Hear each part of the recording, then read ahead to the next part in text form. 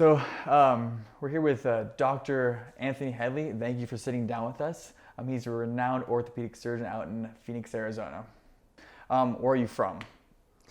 Born in South Africa, where I attended med school. Let me take a step back. At the end of high school, I was drafted into the military, and I spent a year in the artillery. Interestingly enough, in my father's old regiment from WW2, and there were still some members of the military staff that remembered my dad. It was great. Really? Anyway, so I was in the military and spent a little bit of time up in Southwest Africa near the Caprivi Strip, where the action was, and decided while I was there that South African politics was not for me. It was, there was a height of the apartheid story and so on, and I was never a supporter of apartheid. And I decided at my first opportunity to leave the country.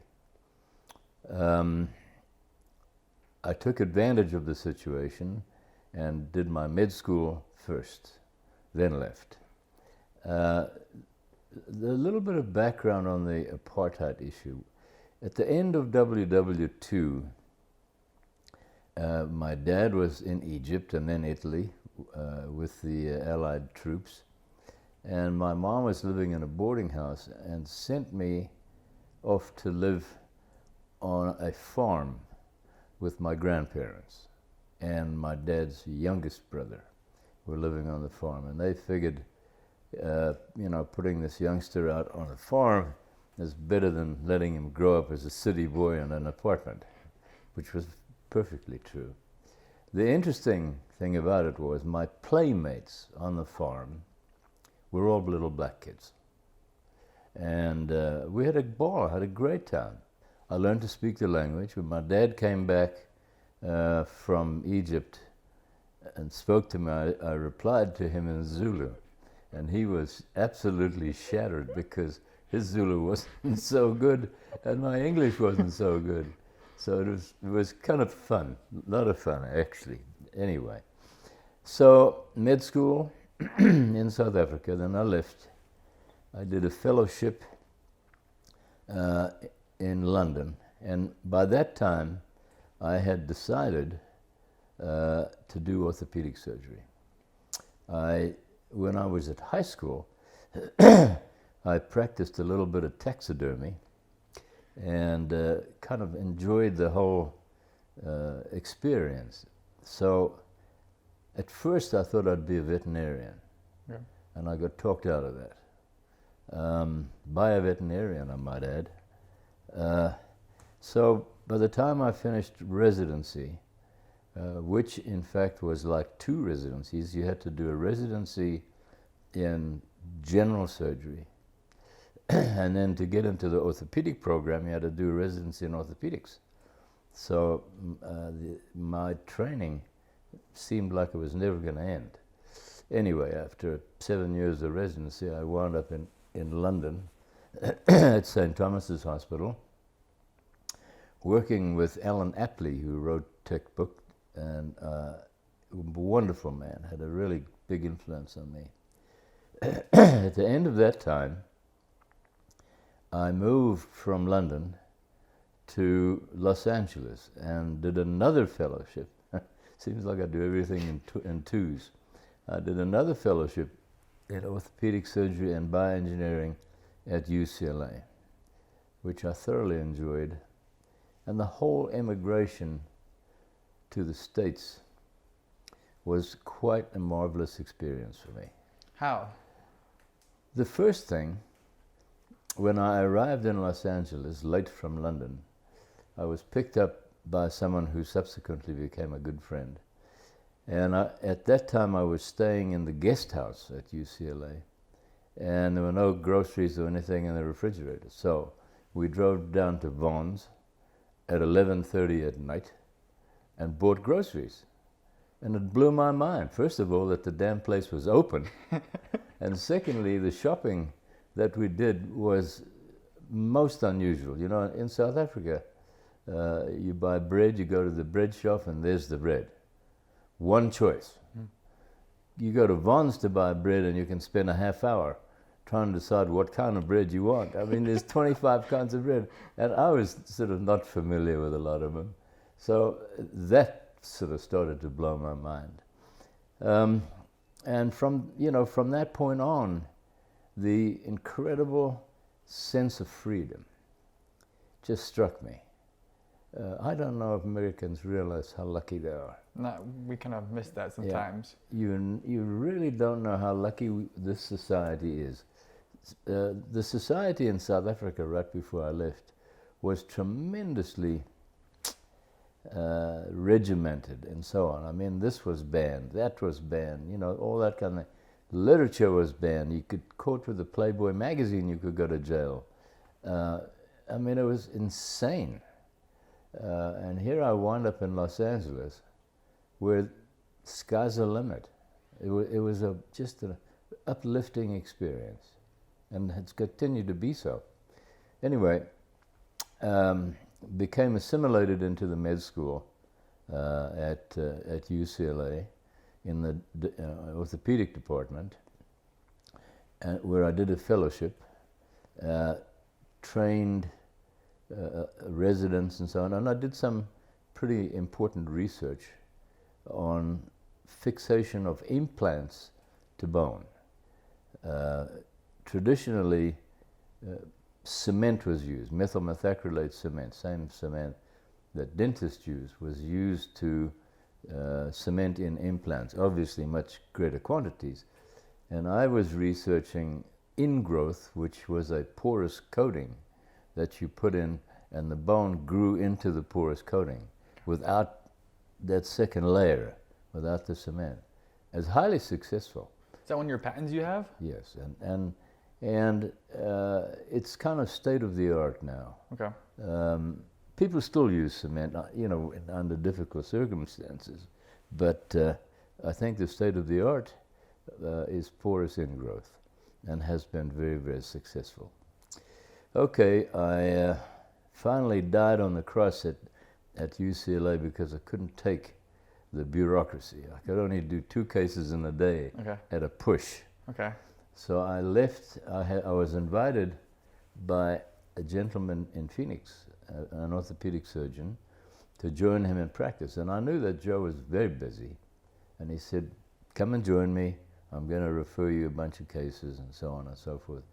And we started the Harrington Arthritis Research Center. So I brought some of the work that I had been doing at UCLA to the Harrington Center. So it was a good mesh. Yep. And you know, I arrived in Phoenix in 1982, and I have been here ever since.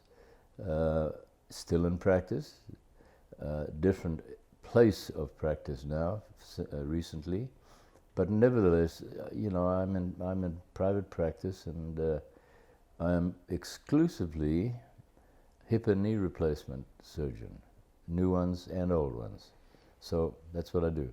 Very cool. So let's kind of drop back and kind of talk about what was the defining moment that kind of made you feel successful, or made you feel on that right path that you were going. Is there a defining moment for that? I was awarded 2 awards by the Hip Society, one being the John Charnley Award, and the other the Otto Ofrank Award for my research, and a lot of accolades came along with that, and I thought, yeah, I'm there. And really, I've sort of just continued on that vein, you know. Okay. Got a few patents, and interestingly enough, I moved corporations recently, and I contacted the gal, Lee Breslauer, who had been keeping my data points on all the surgeries I did, what she would keep, patient's name, what we did. So at any one time I could call her and say, how many right porous coated knees have we done? And she'd get it up in no time. So she had that database. And when I moved corporations, I asked her if she would give me the database. She said there are no phone numbers and there are no addresses, and I guess that's something to do with the HIPAA laws. But she had the names and the procedures that were done. And there were 13,000 patients that I had operated on. So, still work. Still work. Yeah, still work. Is there some of those patients that kind of stood out? Because I know you talked about the lady that had that, did her hip, correct? That is the dancer? The dancer, correct. You know, in the course of my career, I had been very fortunate. I've treated a lot of wonderful people. I'm not allowed to spill names because of HIPAA, but a very famous hotel owner in Las Vegas, that did both of his knees. This dancer, and so I have a lot of patients that have come through, and they're, you know, if you're successful with these people, they become your advocates, and they send their friends, and it's a snowball that just grows and grows. Do a good job once, and they come back for after that. Yeah. So I read online that you did a couple of documentaries. Can you talk about those at all? Yeah, I was invited by the local PBS station to do a knee replacement and to do a hip replacement. Gosh, you know, the guy's name slips my mind, but you know, they're through ASU, and they invited me to do these movies, which were actually very successful. The one movie won a prize in England. And they still play them. So really interesting. Definitely. What was the movie about? Just the hip and knee replacement? The whole operation. Really? From beginning to end, all the gory stuff, skin incision, and the whole operation. Yeah. Some people like that. That's I'm not a doctor. Some other people don't like that. But yeah, it was very well received. Very well cool. received. Another thing is like these patents. So is it just the coating patent you have so far, or do you have a wide range of patents? Yeah, some designs of implants, not just the surface coatings. I've been party to the development of the current hip line that I use, and in fact, the hip that I use at the moment is called the Citation, and I and Robert Kinner were the main designers of that. That's patented. Very cool. The knee that I use, the Triathlon, I played a role in the development of that, which was an offspring from the Duracon, which was an offspring from the PCA, and I was one of the developers of that. I've developed instruments because I'm an instrument freak. I like to have gizmos that do the job for you properly.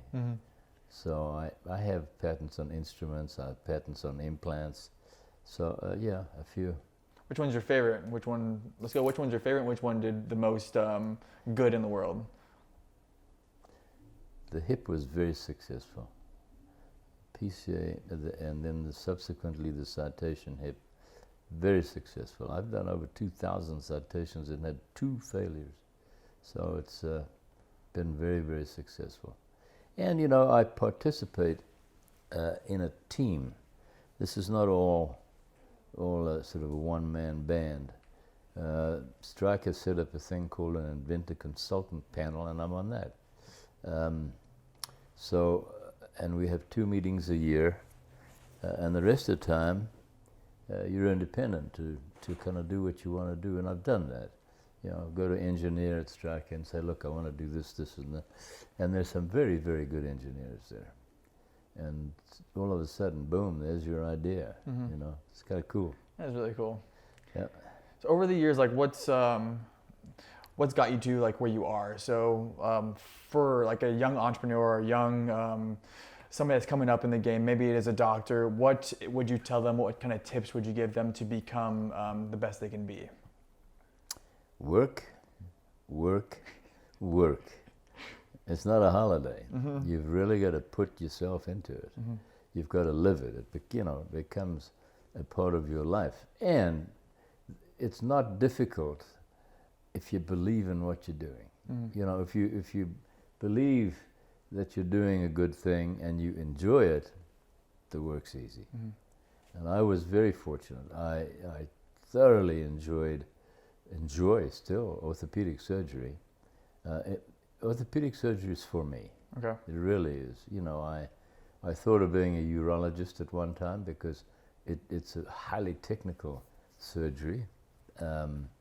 Then I had an opportunity with orthopedics and really enjoyed what orthopedics offered.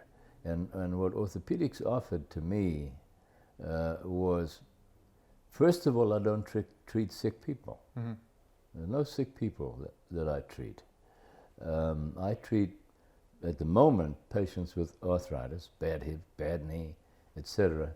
And they're not sick. And you can take people like that whose lives are really dwindling and they're unable to play tennis, they're unable to do the things they love. You can fix them, i.e. that dancer. You can fix them, get them back to basically a normal lifestyle. It's very, very great. I'm very spoiled. It's very gratifying to be able to do that. That's pretty cool. And needless to say, those patients become your friends for life. I mean, I have patients rolling into my office that I operated on 26 years ago, coming in with a hip or a knee just for a checkup, just to say hi, and the family. You know, it's been a wonderful career for me. Very cool. Yeah. So like you talked about like the work. Is that from you living on the farm when you're a child, or because I know a lot of like, especially younger generations, they don't have the work ethic. What can you instill to get that work ethic as much as possible? Ambition. Ambition. You know, yeah. If you want it, you got to go get it, and then nobody's going to give it to you. So you got to go get it. Maybe it's because I'm not so bright and I've got to work hard.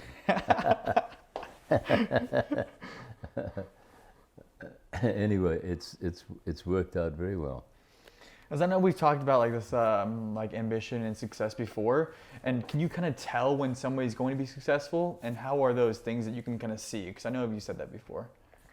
Well, first of all, when I teach fellows, I've had 50 fellows since I've been at Phoenix, and they are disseminated all over the country, and we're all good friends. And I really enjoy that. Wherever I go, there's a fellow, and true family.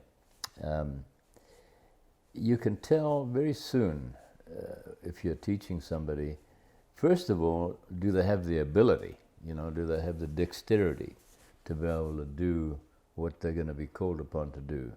And almost without exception, by the time someone has committed to do a fellowship after residency, they are prepared and they understand what's going to be expected of them. I'd ask them at the interview for the fellowship. I said, "How are your hands? Good hands, bad hands?" Not many of the guys ever sit there and say, "I've got bad hands." They all think they've got good hands. They don't always, but nonetheless, you can teach people how to do a decent job. The innate talent that lets them do a job that they haven't done before and do it well that's God-given, you know. Interesting. Yeah, that's God-given. So the success thing is well, the obvious answer is results. You know, if you get good results, you're going to be remembered. True. So we've been very lucky with that. And also, I think what makes a successful doctor? Be a mensch. Identify with your patients. Don't be aloof. Don't be standoffish. They've got to feel comfortable in your presence. And you know, sometimes that doesn't happen. I've seen some very good guys that are not, how would I say, not particularly friendly. Personable. Right. Yeah. Yeah, they're stiff and so on, and that doesn't help. You gotta be able to loosen up and loosen your patients up, and you know, that's why I say I get on very well with my patients, almost without exception. Okay. So, yeah, it's been a lot of fun. Been very, very lucky. So kind of going to more of a hard topic. I heard you got a double lung transplant. Is that correct? Yes. How was that experience just in general? You know, I was down in New Zealand fishing with my son, and we were working our way along the bank of this river, and I started getting short of breath. And, you know, I had to stop every now and then to catch my breath, and I thought, what on earth is going on here? Because it was the first time I'd become aware of it. I thought it was due to medication. I was taking an antiarrhythmic, and I thought it was due to that. So anyway, when I got back, I went to a friend of mine, Cash Beechler, who is subsequently retired. He's a pulmonologist. Ran a whole bunch of tests on me and said, Tony, you have IPF, which stands for idiopathic pulmonary fibrosis. He said, we don't know what causes it, because I was a non-smoker. Mm-hmm. We don't know what causes it. It is incurable, and it is 100% fatal. So I said, wow, you got any good news for me today? So he said, you're headed for transplant. So he referred me down to St. Joseph's lung transplant unit, which I might add is the best. Those guys are phenomenal.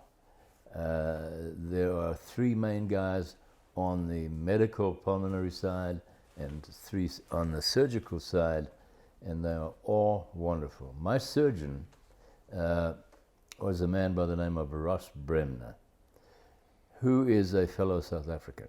Very cool. So needless to say, we got on pretty well. We got on pretty well. And in the middle of my first consultation with Ross, I said, you any relation to Cedric Bremner? And he looked at me and he said, why do you ask? I said, you know, when I was a med student in Johannesburg, I had a professor of surgery who taught me, and his name was Cedric Bremner. He said, that's my dad. What's the chance? That's cool. Yeah, that's my dad. And I've actually, 2 years ago, Ross asked me to go around to his house for Christmas dinner, and lo and behold, who was there? Cedric. He claims he remembers me. I'm sure he didn't, but just a ball of fire guy. Mm-hmm. Just so nice to see him still working, mm-hmm. you know. So that relationship has continued. Russ has become a very good friend. The actual transplant occurred on the 28th of October 2014. I had a call from the lung unit on about the 10th, and I went in and they did some tests which looked pretty dismal, in fact. My PO2 was like 70 or 60 something, and it should be way in the 90s. What is PO2 for people that aren't? Pulmonary oxygen tension. Okay. Yeah. So that was way down, and my diffusion, the amount of oxygen getting into my bloodstream, was 34% of predicted normal. Damn. And that's not compatible with long life. Yeah, not at all. So they called me back a couple of weeks later and repeated the tests. And my perfusion had gone from 34, miserable, to 24. I mean, I was dying. Yeah. And I was and I could feel it. I had absolutely no energy. I was on oxygen 24/7. If I took the oxygen off and walked from my bed to the bathroom, which is 20 steps, and came back, my oxygen tension was like 64 or something. It was crazy. Damn. crazy.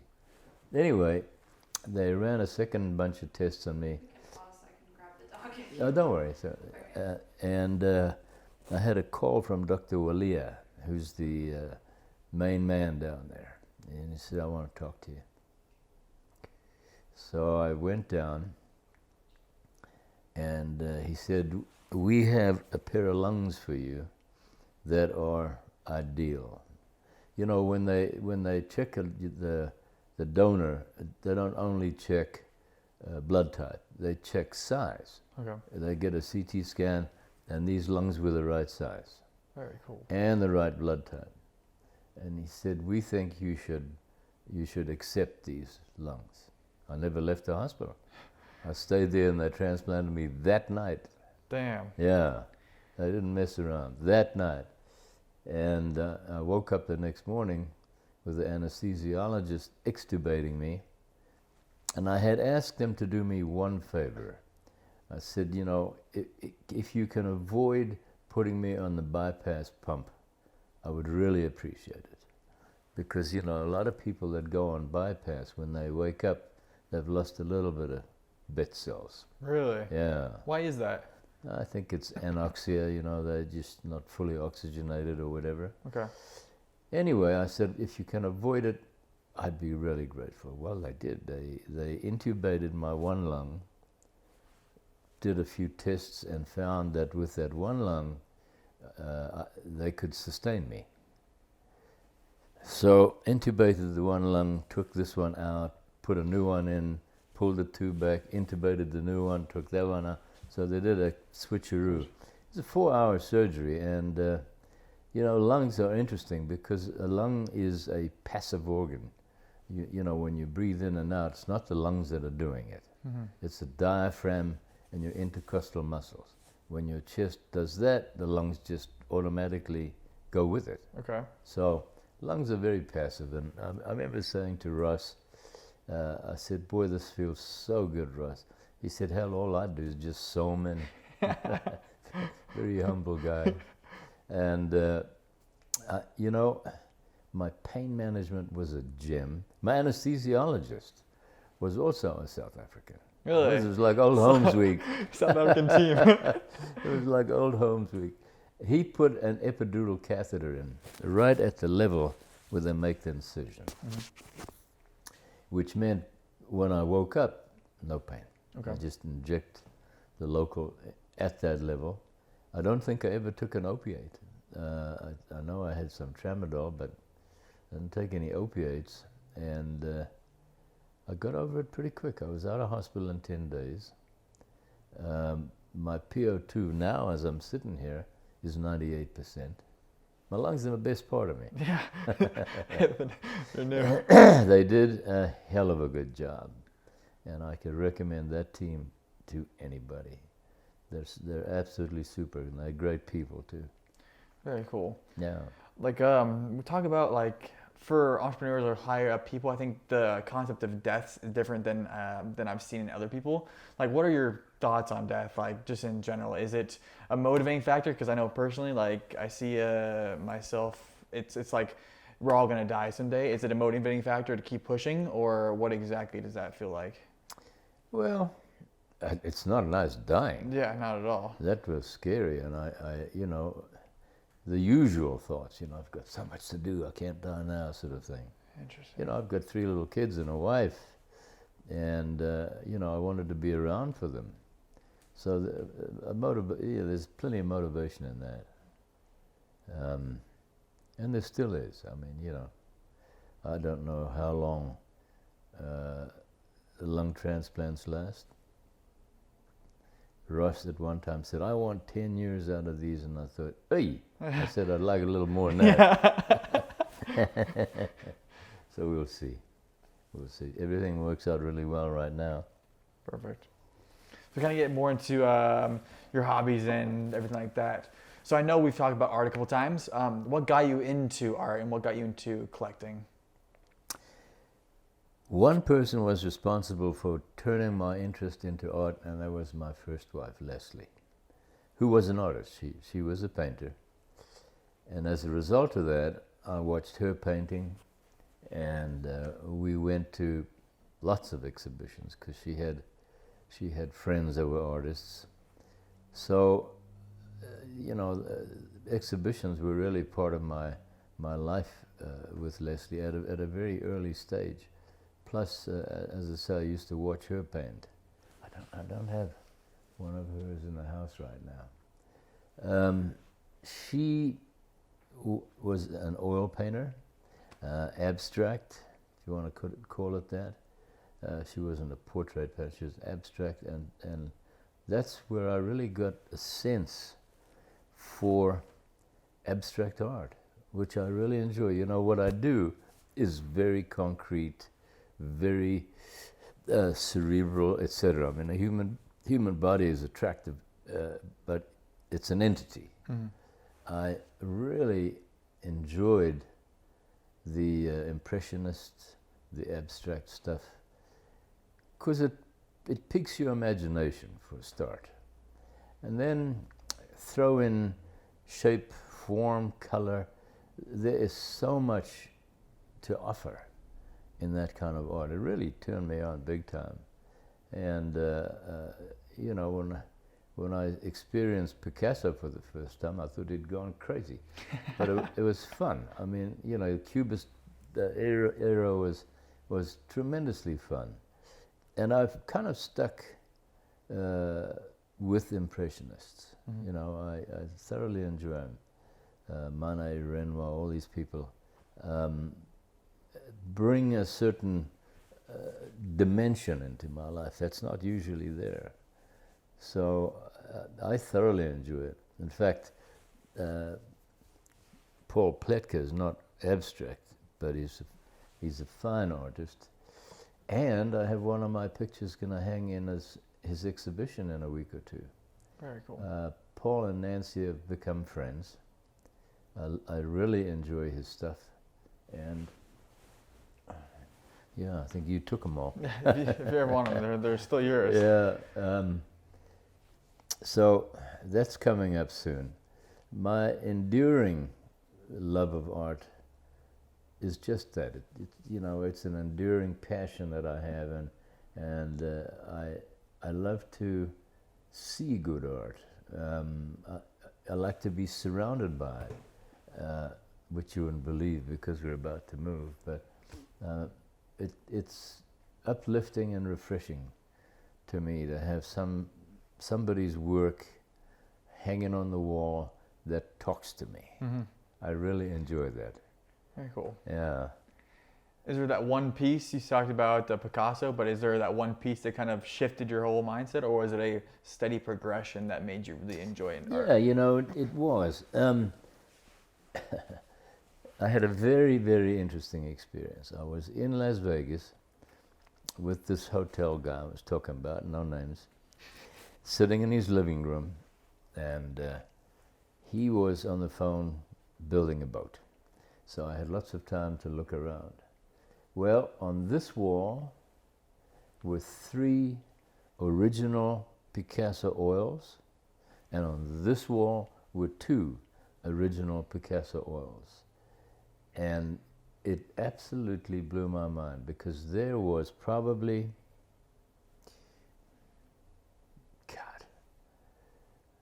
$100 million worth of, or something like this. It's shockingly, it was a beautiful collection. And the guy said to me, go take a look at the picture behind the wet bar. And there was a photograph up on the wall of Picasso and Francois Gillot, his wife, sitting at the kitchen table, and on the wall behind them was that painting. Really? Yeah, it is very cool. Very cool. And, there's a guy who's proud of his collection too. Wonderful collection. I wish I could afford art like that, but I still enjoy looking at it. Hey, all matters, right? Yep. Anyway, it was a wonderful experience. Wonderful experience. So you have a favorite artist still, or is it just Impressionists in general? Yeah, and I don't really have a favorite. Uh, there are a lot of them that have done wonderful stuff. Picasso kind of led the way because he was so abstract. And, you know, some of the others not quite. But, you know, as I said, I take what I get from each of them. And if it moves your soul, bingo. Perfect then. Yeah. Damn. You've been to the, kind of sidetracked, but you've been to the art museum here?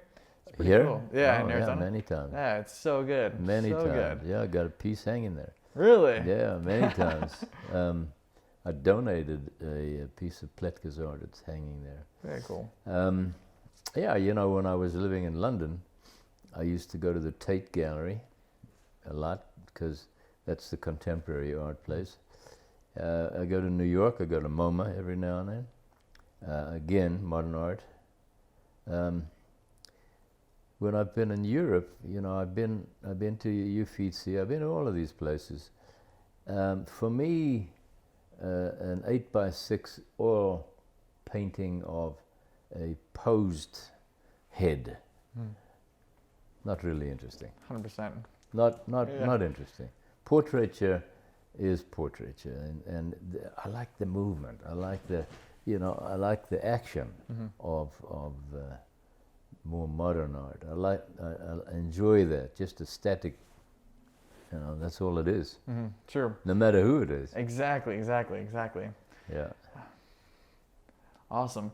Other than that, like, Tony, you're fantastic to talk to. Great wealth of knowledge. Learned a lot. I hope our viewers learned a lot of how to be successful as well. And if, again, if we can do anything for you, let us know. We're always more than happy. Other than that, pleasure, Tony. Thank you.